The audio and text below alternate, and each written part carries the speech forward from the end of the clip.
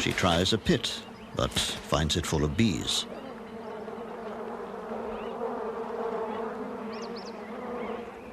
She decides to risk the pool. In heat like this, the bees need water too. Lions can go without water for a long time, but this one is a nursing mother. She must drink.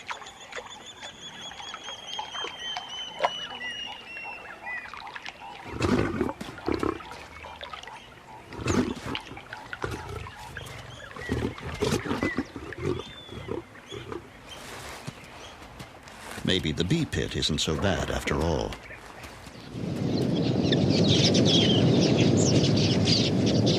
Large flocks of quilias are in the area, searching for seed and grain. As they stop by the pool to drink, their busy fluttering at the water's edge inspires the crocodiles with a keen and almost sporting enthusiasm.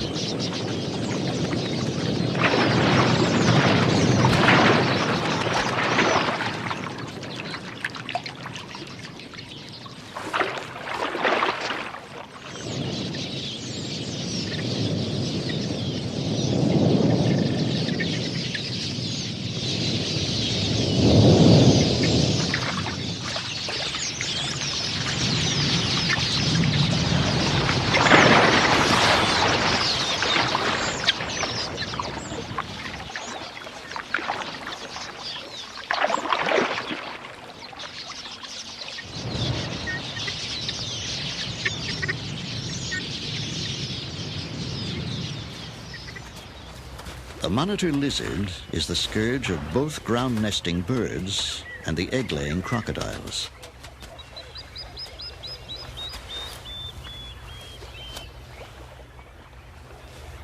It's a voracious predator, particularly partial to eggs.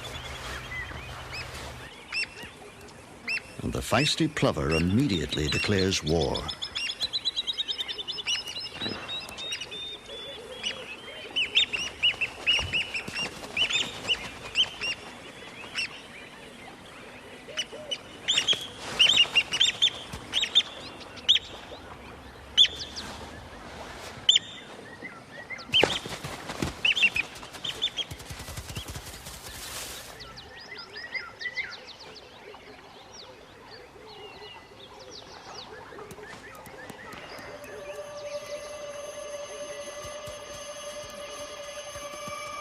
During the heat of the day, the sand becomes unbearably hot and burns the skin between the impala's hooves.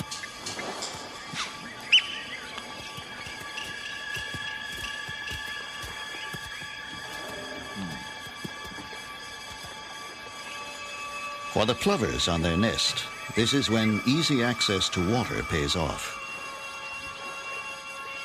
The bird is soaking its breast feathers until they are weighted with water. It then hurries up the scorching sand to relieve its mate.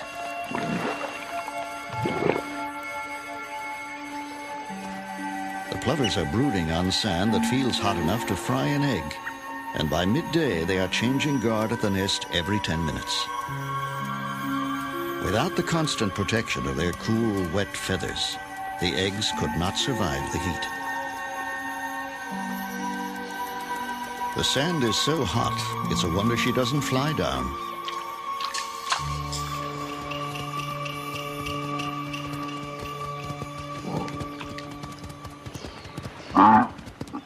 These buffalo have just one thing in mind. Their usual watering places are dry now, and they've had a long, hot journey to get here.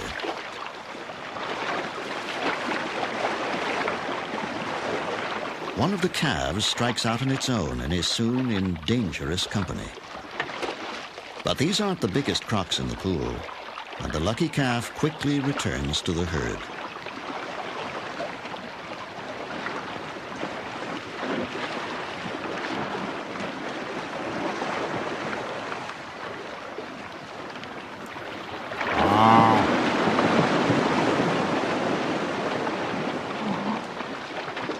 The croc's intentions are clear enough. But before they can find a small enough victim, the buffalo decide it's time to leave.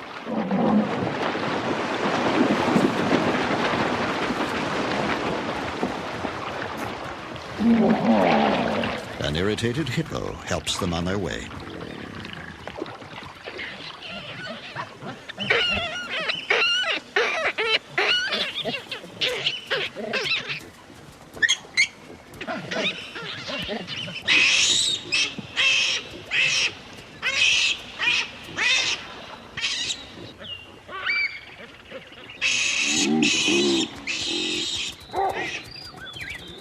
The drought and heat are now so severe that some animals with small young cannot supply enough milk, and thirsty youngsters follow their mothers to water before they're weaned, or wise enough to know how to drink.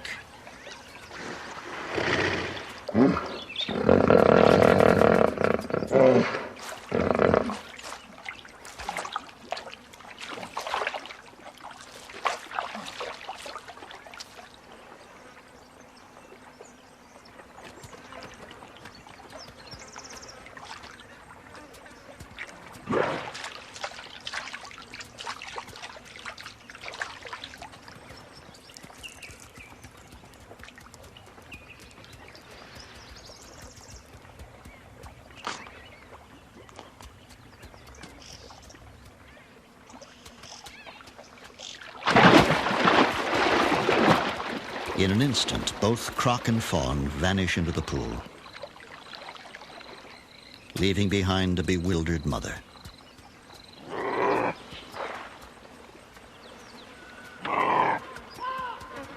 Somewhere under the surface of the pool, the crocodile lies low with its prey, waiting for an opportune moment to eat without having to share.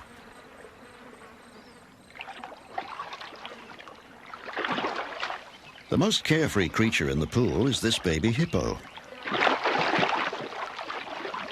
She frolics around her mother in that special state that belongs to all young things.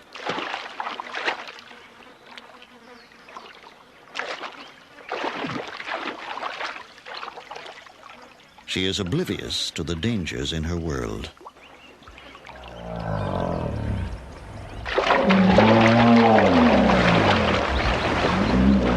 The pool is steadily shrinking and is already too small for so many animals.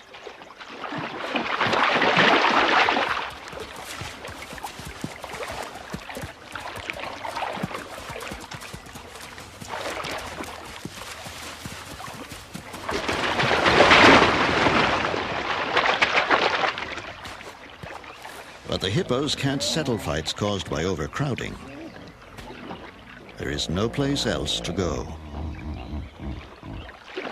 As usual now, the hippos subside in an uneasy truce.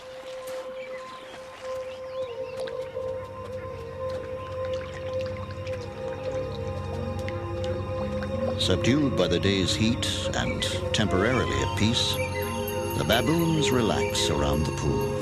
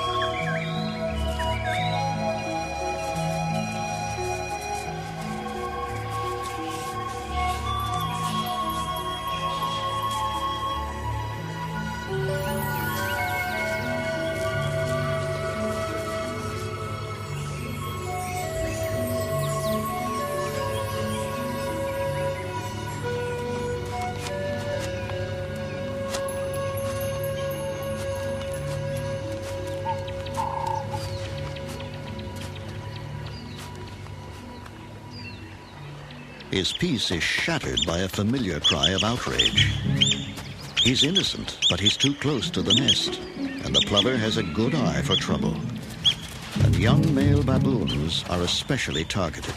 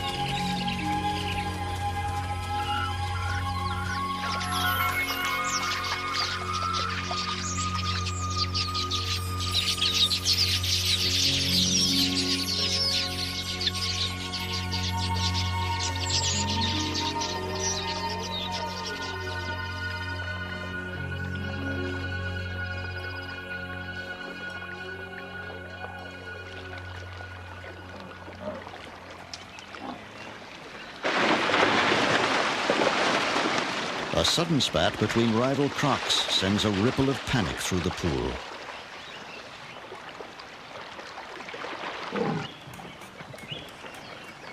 It's small wonder that the plovers are having trouble. A fresh track shows that a crocodile plowed right over their eggs. This is their third nest of the season that's been lost to the crocodiles. Starting again from scratch, the plovers perform the ritual of selecting a site for a new nest.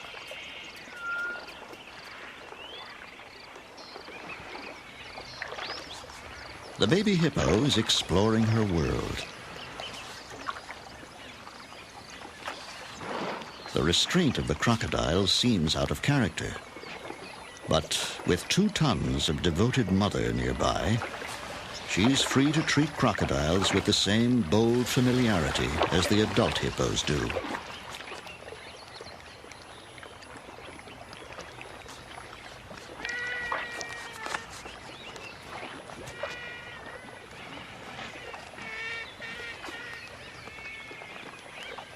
These great artists of violence are obliged to hold a kindly pose as the hippo child wanders in her playground of gently smiling dragons and slobbers on their tails.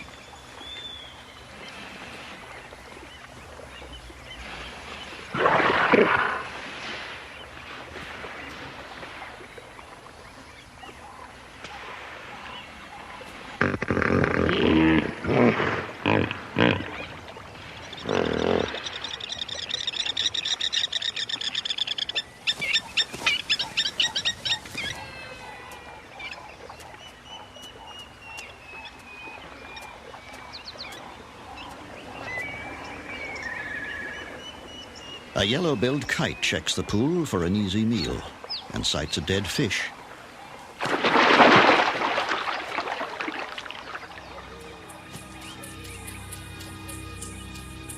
The surrounding land is parched and bare, and each night the hippos must trek for miles to find grazing. Other animals wander in the riverbed in search of the few remaining pools.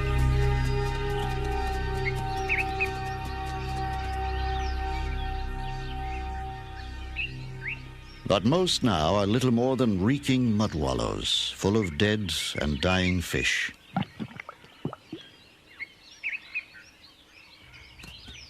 Even so, the impala would drink here, but the pool is dominated by a single croc, the last of a group of more than 40 that were here a month ago. The monkeys won't risk it and drink instead in deep footprints. The fawn's attempt to drink is a small disaster. Now it's covered with stinking mud.